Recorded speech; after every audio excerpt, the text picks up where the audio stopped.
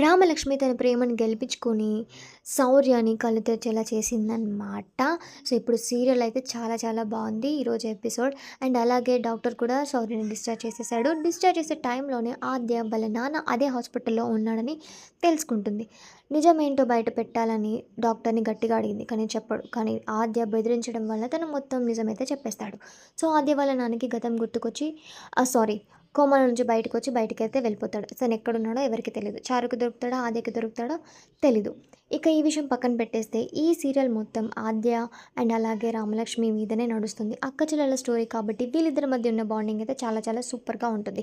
So, అక్క చెల్లెలంటే ఇలా ఉండాలని ఈ సీరియల్ వచ్చాక అందరూ అనుకుంటున్నారు. సో, ఫ్యామిలీలో రియల్‌గా అయితే అక్క చెల్లెలు కొట్టుకోవడం, తిట్టుకోవడం ఇదంతా కామన్ కదా! కానీ ఒకరికి కష్టమొస్తే ఇంకొకరు వాళ్ళదే అదే కష్టం అనుకోని హెల్ప్ చేసుకుంటూ ఉంటారనమాట. సో, మీకేమనిపిస్తుంది ఇలా అక్క చెల్లెల్ని చూస్తుంటే?